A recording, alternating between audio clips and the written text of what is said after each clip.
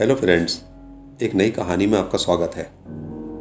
अंजलि और रवि को उस बंगले में शिफ्ट हुए अभी 2 ही दिन हुए थे कि अचानक गहरी नींद में सो रहे उन दोनों को किसी आदमी के जोर जोर से चिल्लाने की आवाज ने नींद से जगा दिया।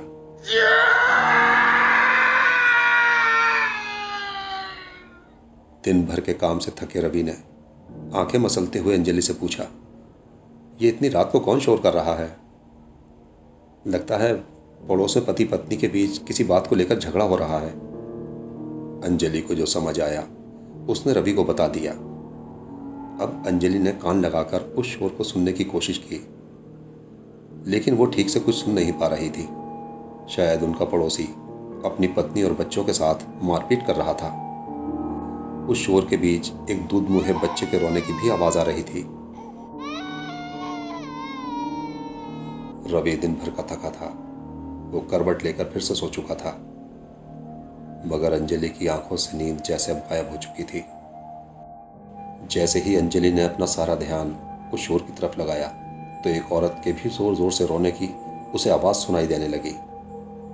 ठीक है, मैं चली जाऊंगी अपने बच्चों को लेकर, तुम्हारे घर और तुम्हारी जिंदगी दोनों से दूर, फिर रहना आराम से।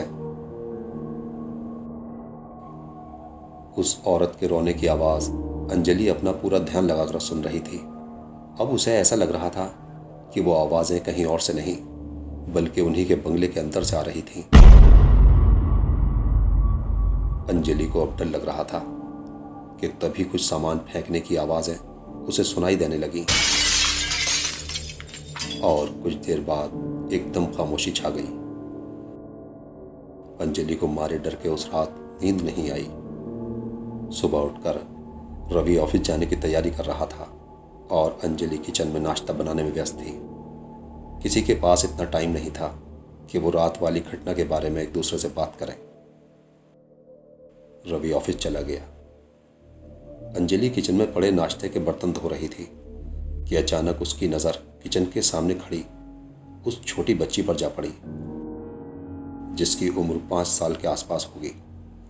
वो छोटी बच्ची हाथ में गुड़िया लिए थी और वो बस अंजलि को ही देखे जा रही थी। अंजलि ने जब उस बच्ची के चेहरे की तरफ देखा तो उसके चेहरे पर चोट के गहरे निशान थे। अंजलि देखते ही समझ गई थी कि ये वही पड़ोस की लड़की है जिसका पिता रात को उसे और उसकी मां को बुरी तरह पीट रहा था। अंजलि ने जल्दी जल्दी अपने सामने पड़े बर्तनों को धोया। काम के बीच वो अपने मन में सोच रही थी, इस खूबसूरत बच्ची के चेहरे पर किस कदर घाव हैं। मैं अपने हाथ से इसकी ड्रेसिंग करूंगी ताकि जल्दी ठीक हो जाए। काम से फारिग होकर अंजलि ने जैसे ही पीछे पलट कर देखा, वो छोटी बच्ची अब वहां नहीं थी। बंगले में चारों तरफ उस लड़की को ढूंढने के बाद अंजलि अपने मन में सोचती है, ये लड़की इतनी जल्दी कहां चली गई? अभी तो यहीं थी। अंजलि को उस जख्मी लड़की की चिंता होती है। वो उसे बंगले में फिर से ढूंढने की कोशिश करती है। तभी अंजलि का ध्यान अपने बेडरूम की तरफ जाता है। वो बेडरूम में जाकर देखती है, हाथ में गुड़िया लिए वो छोटी लड़की सहमी हुई एक कोने में बैठी मिलती है। वो अपनी गुड़िया को इस तरह कसकर पकड़े थी जैसे कोई उससे उसकी प्यारी डॉल को छीनने की कोशिश कर रहा हो और वो उसे किसी सूरत में देना नहीं चाहती। अंजलि ने प्यार से उस बच्ची की तरफ देखते हुए कहा, ये तुम्हारी डॉल बहुत प्यारी है और तुम्हारा तो कुछ कहना ही नहीं है। तुम दुनिया की सबसे प्यारी लड़की हो। मैं तुम्हारे फेस पर दवा लगा देती हूँ, तुम अभी यहीं बैठो, हम बाद में बहुत सारी बातें करेंगे। अंजलि जैसे ही ड्रेसिंग बॉक्स लेकर आती है, वो सहमी हुई बच्ची उसे वहां फिर से नजर नहीं आती।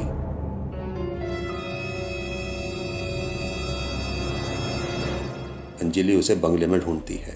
वो सोचती है, आखिर ये एक छोटी बच्ची ही तो है, शायद यहीं कहीं छुप गई होगी। अंजलि उसे ढूंढते हुए कहती है, मुझे पता है प्रिंसेस, आप कहाँ छुपी हो। आपको हाइड एंड सीक बहुत पसंद है, लेकिन पहले हम आपको दवा लगाएंगे और फिर हाइड एंड सीक खेलेंगे। कम ऑन, अब आ भी जाओ। अंजलि पूरा बंगला छान मारती है, लेकिन हाथ में गुड़िया लिए वो लड़की उसे कहीं नहीं मिलती। तभी अंजलि उसे देखने बंगले के मेन डोर की तरफ बढ़ती है। मेन डोर को देखकर अंजलि हैरान रह जाती है, क्योंकि बंगले का मेन डोर अभी भी वैसा का वैसा ही लॉक है, जैसा कि रवि के ऑफिस जाने के बाद अंजलि ने अपने हाथ से किया था। अंजलि को यह सोचकर डर लगने लगता है कि आखिर मेन डोर लॉक होने के बाद वो छोटी बच्ची बंगले के अंदर कैसे आ सकती है, और फिर उसका अचानक से गायब हो जाना अंजलि को परेशान कर गया।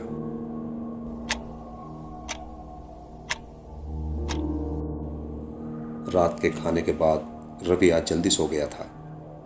अंजलि एक रात पहले की उन आवाज़ों के बारे में सोच रही थी। फिर अचानक उस छोटी बच्ची का जख्मी चेहरा उसकी आंखों के सामने आ गया। वो लड़की कितना ज़्यादा डरी और सहमी हुई थी, लेकिन वो अचानक से कहाँ गायब हो गई थी। अंजलि भी ये सब सोच ही रही थी कि उसे आज फिर पड़ोस से आ रही लड़ाई झगड़े की आवाज़ें सुनाई देने लगी। वो आदमी उस छोटी लड़की और उसकी माँ को बुरी तरह पीट रहा था। वो दोनों जोर जोर से रो रही थी। अंजलि उस चीखों पुकार को सुनकर बहुत ज्यादा डर गई थी। वो सोच रही थी कहीं वो जालिम आदमी उन मासूमों की जान न ले ले। कि तभी उसे अपने बंगले में किसी के तेज कदमों के साथ भागने की आवाज सुनाई देने लगी, जैसे कोई अपनी जान बचाने के लिए वहां छुप रहा हो। अंजलि के अंदर अब इतनी हिम्मत नहीं थी कि वो अपने बेडरूम से निकल कर देख सके। फिर उसे ऐसा लगा कि बंगले में एक साथ कई लोग हैं जो इधर उधर भाग दौड़ रहे हैं। अंजलि ने अपने बेडरूम के सामने से किसी आदमी को बदहवासी की हालत में जाते देखा, जो हाथ में लोहे की एक रॉड लिए शायद किसी को ढूंढ रहा था। तभी किसी के चीखने की आवाज सुनाई दी। अंजलि इतना ज्यादा डर गई थी कि उसे अब खौफ से पसीना आ रहा था। उसके दिल की धड़कनें काबू में नहीं थी। अंजलि कुछ समझ पाती इससे पहले एक के बाद एक साथ चीखने की दो आवाजें और सुनाई दी।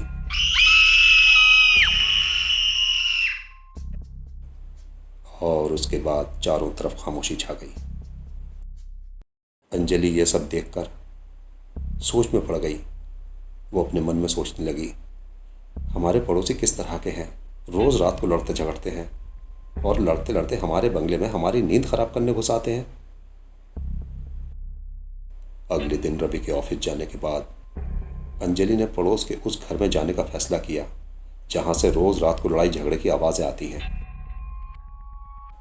पड़ोस में रहने वाली बूढ़ी आंटी ने अंजलि की पूरी बात सुनने के बाद उस भूतिया बंगले की जो कहानी सुनाई, उसे सुनकर अंजलि डर से कांपने लगी।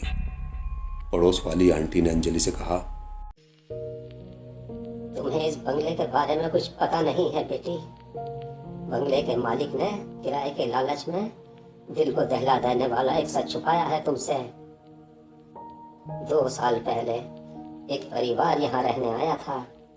उसके 2 बच्चे थे जो बहुत ही प्यारे थे, और उन बच्चों की माँ तो बहुत ही सीधी थी।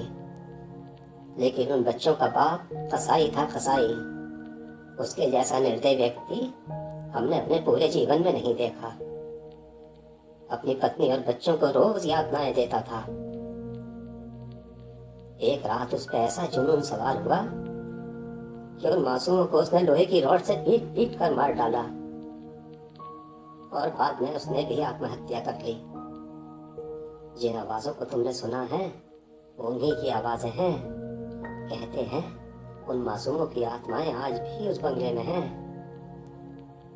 बंगले में रोज रात को उन्हीं के रोने चीखने की आवाजें सुनाई देती हैं। तो ये थी हमारी आज की कहानी। अपना कीमती वक्त हमें देने के लिए धन्यवाद। कहानी पसंद आई हो तो वीडियो को लाइक करें, शेयर करें। ऐसी ही सच्ची डरावनी कहानियाँ सुनने के लिए हमारे चैनल को सब्सक्राइब करें।